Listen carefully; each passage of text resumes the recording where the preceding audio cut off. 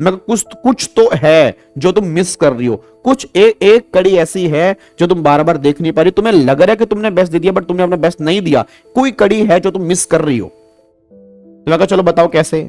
Sir revision कर ली, सारा module देख लिया, सारे क्वेश्चन पढ़ लिए। मैं कहा एक बात बताओ, दिल से बताना, झूठ मत बोलना, तुमने टेस्ट सीरीज दी है? कह रही नहीं दी। मैं कहा चलो टेस्ट सीरीज भी छोड़ दो भाई, तुम्हें टेस्ट सीरीज पेड होती है, तुमने पेड टेस्ट सीरीज नहीं दी, चलो छोड़ दो। तुमने क्वेश्चन कितनी बार लिख के ट्राई किए? सर वो तो नहीं लिखे, मतलब वो तो क्वेश्चन मैं देखती हूं तो कर लेती हूं, और थोड़े बहुत क्वेश्चन मैं ट्राई करती हूं लिख के, मैंने राइटिंग प्रैक्टिस भी ज्वाइन किया। मैं कहा अच्छा ठीक है। मैं कहा क्वेश्चन तुम कैसे करती हो?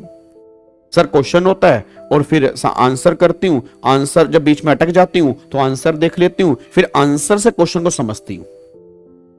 अब जो बच्चा आंसर से क्वेश्चन को समझ रहा है तो वो क्वेश्चन पेपर में कैसे करेगा?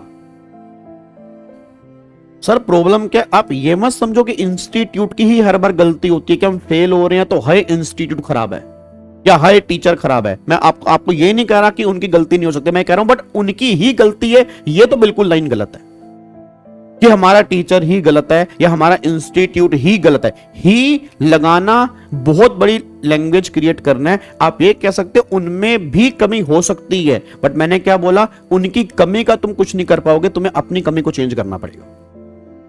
अगर हम एक उंगली किसी की तरफ कर रहे हैं तो साहब 3 उंगली तुम्हारी तरफ भी आती है कि 3 उंगली पहले तो खुद देख ले, उसकी उंगली को तो चलो वो देख लेगा, वो सही होगा तो अच्छी बात है, बट कम से कम अपने अंदर तो इंप्रूवमेंट करें। अब जो बच्चा क्वेश्चन करता है, क्वेश्चन करते बीच में अटक जाता है, फिर वो आंसर देखता है, फिर आंसर को देख के वो क्वेश्चन समझता है, वो पेपर में क्वेश्चन कर ही नहीं पाएगा। पर क्वेश्चन को देख के आंसर करना होता है ना कि आंसर से क्वेश्चन समझना होता है। एक बार हो गया, 2 बार हो गया, 3 बार हो गया, तुम्हारा पैटर्न ही वही बन गया, बच्चों का पैटर्न ही वही बन जाता है। मतलब जहां अटक गए तुरंत फटाफट से आंसर देख लेना बस। अब तुरंत आंसर देख लेना, आंसर देख के तो भाई क्वेश्चन समझ में आ ही जाएगा ना। एक बार चलो देख लो, 2 बार देख लो, हर बार तुम अगर आंसर देख के क्वेश्चन कर रहे हो तो इट मींस अभी तो वो तुम्हारी लेवल नहीं आ पा रहा जब तुम बिना देखे आंसर को क्वेश्चन कर सकते हो। और साहब पेपर में तो वही होगा, पेपर में तो तुम क्या थूक लोगे, क्या पलटोगे? पेपर में कुछ है ही नहीं, क्वेश्चंस हैं, उसके आंसर निकालने हैं। जो तुम आंसर निकालोगे वो प्रैक्टिस तभी हो पाएगी जैसे तुमने घर में किया होगा, क्योंकि तुम्हारा बार बार दिमाग खराब होगा, हाई इसका आंसर यार नहीं आ रहा, क्योंकि बार बार वही पेपर में घर में काम करते हो कि पहले आंसर देखते हो फिर आंसर से क्वेश्चन पे जाते हो। तो मैं कहा भाई तेरे को टेक्निक चेंज करनी पड़ेगी, मेरे कहने से एक बार अटेम्प्ट दे ले, मैं गारंटी दे रहा हूं तेरा 7वां अटेम्प्ट क्लियर होगा और ये तेरा लास्ट अटेम्प्ट होगा।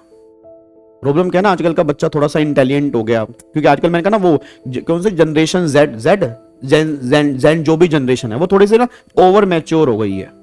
उसको लगता है कि हमसे ऊपर तो कोई है नहीं, हमें सारा ज्ञान है, हमारे से ऊपर ज्ञान तो फुद्दू बैठे हैं सब, हमारे से ऊपर ज्ञान किसी को नहीं है, जो हम कर रहे हैं वो परफेक्ट कर रहे हैं। ऐसा बिल्कुल नहीं होता सर, सीखने से कमियां पता लगती हैं और कमियों को इंप्रूव करोगे तो रिजल्ट भी पॉजिटिव आते हैं। आप अपनी ईगो पे अटक के बैठ जाओगे कि मैंने सब कुछ किया, इससे बेस्ट मैं दे ही नहीं सकता, इससे बेस्ट कुछ हो ही नहीं सकता, तो तुम तो लाइनें ही खत्म कर रहे हो ना। अब एक बच्चा अपनी ईगो पे अटक के बैठ गया, कह रहा है इससे बेस्ट हो ही नहीं सकता। मैं कहा भाई फिर ऐसा कर, फिर छोड़ दे, छोड़ना भी नहीं है। तो मैं कहा फिर या तो सुन ले मेरी बात, या तो सुन ले या छोड़ दे। ना तो मेरी बात सुन रहा, मैं कह रहा हूं वो कर, तू कह रहा मैंने वो कर रखा। मैंने कहा अगर तूने सब कुछ कर रखा होता ना तो भाई फिर रैंक आता तेरा, रैंक होल्डर पागल नहीं बैठे। तो सिंपल सी बात क्या है कि अगर कोई चीज आपको मुश्किल लग रही है तो उसके कुछ ना कुछ रीजन फाइंड आउट करने हैं। अब ये चैप्टर का इतना मार्केट में तहलका क्यों है, पीजीबीपी, उसको रीजन क्या है, इस चैप्टर को पढ़ने का तरीका लोगों को नहीं आ रहा।